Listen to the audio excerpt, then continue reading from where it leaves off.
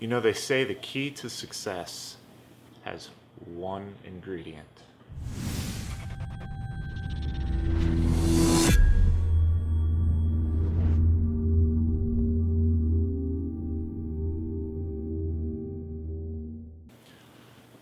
Good morning, Springfield. Welcome to another wonderful morning Jumpstart. I'm your host, Sean Scott, and today we're going to be just kind of opening up the idea to persistence. Persistence to me is never quitting, never giving up. It's that drive that even when you're dragging yourself through the mud and you realize that you can barely pick yourself up, that you never stop moving. Now, we can get ourselves run down in this direction a lot of times when we're doing, every the daily routine within our business, and it doesn't seem like we're getting any traction, doesn't seem like we're progressing forward. And it can be very tough to keep moving forward even when we see no additional results coming from our hard work and our hard labor. So my question this morning to you is, how do you stay persistent in such difficult times? When you feel like your business is starting to slump, what maintains that drive inside you that you want to stay persistent, that you never quit, that you keep moving forward? So for me, I don't think I have that gene anymore. I'll tell you a short story. A moment in my life that really instilled the fact that I can be persistent and have resiliency through the darkest times was when I was doing the Potawatomi Trail Run at McNaughton Park in Pekin, Illinois. It was a 50-mile race that we started at 6 a.m. and it started downpouring almost instantly. And it's a 10-mile loop, so I had to do the loop 5 times. And I was running it with my buddy Doug. And the first lap wasn't so bad. It starts raining, the mud starts thickening, but it starts getting a little slick. Nothing too bad at the beginning. So we do the first 10-mile loop, and Doug at this point quits. He pretty much tells me he doesn't want to do it anymore, he's out. So I keep going. I feel like I'm pretty energetic. I do my second loop, and now I'm starting to break down. On mile 27, I'm sliding down these trails like a slip and slide, and I go to hop my butt over a big root for a tree that's sticking out of the ground. And what happens is it snags my ankle. It contorts my leg backwards, both twisting my knee and ankle and almost ripping them off. In the moment, the amount of adrenaline I had from just doing the race, I didn't really feel too much. I got up, I kept moving. The jog turned to a walk, the walk turned to a sit, the sit turned to a crawl, and then the pain kicked in. All the endorphins wore off, and I was in excruciating amounts of pain. So from mile 27, I got 3 miles to get back to the checkpoint at the beginning.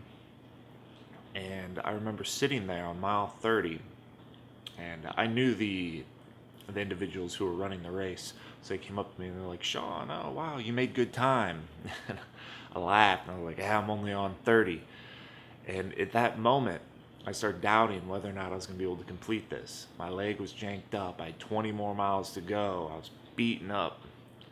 And I dropped the ice pack that I had on my knee. I got up and I started going for my 4th lap. Now, up until this point, I'd been in the race for about, I'd say up to that point, about 8 to 10 hours. My next lap took me 11 hours. So 3 took me between 8 and 10. 1 took me 11. So by the time I'm finishing my 4th lap, I pretty much have to walk the entire time. I was wearing Vibrams, no traction in mud, so I was slipping and falling almost the entire time I was doing the first 30. My ankles are terrible, so going up and down hills, it was a crawl. I remember a lady had told me she actually quit because she saw me digging my fingers into the slope because I couldn't get enough traction to climb the hill. So anyways, I finished the 4th lap, and it's like 1, 2 a.m., and I'm done. I'm dehydrated. I hadn't eaten anything all day but like little snacks and granola bars. I was expecting to have completed the whole thing hours and hours in advance.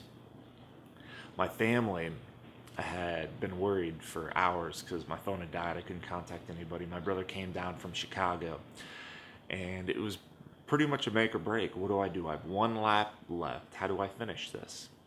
And we just put together a game plan. It was, I got to get my cleats, I got to get a knee brace, I got to get a bucket of ice so I can soak my leg for a few hours, because I had till 1 a.m. that next day to finish that last lap. I had to get some food, I had to hydrate.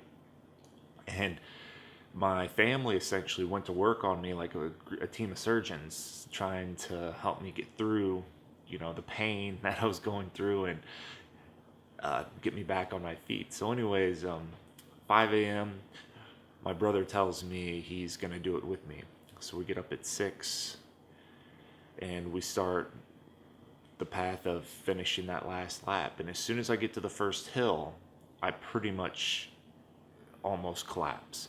So what we have to do is we have to get these big, long sticks or big branches, essentially strap them to my arms to use as makeshift nature crutches.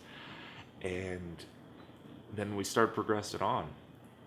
We hit the first checkpoint, and people saw me, and because of how long it took me to do the fourth lap, the individuals that were doing the 100-miler and that were still going were passing me and very aware of what I was doing to complete this. So my presence on this race started to build, and people started talking about the individual who was climbing, digging their toes and fingers into mud to climb up hills. So after the first checkpoint, they saw that, individuals were seeing that I had strapped sticks to my arms and was progressing on, and then got to the second checkpoint. By the time I finished the third checkpoint, I had pretty much a group of individuals waiting at the checkpoint, and just a standing ovation on my determination to finish that race. The individual who'd started it presented me with the buckle that you get for completing it, and ever since that day, it's been on my favorite belt. And it's been a moment in my life where I've always fallen back to, and I've told people, it doesn't matter if you're running, walking, or crawling. As long as you don't give up, you will eventually get there.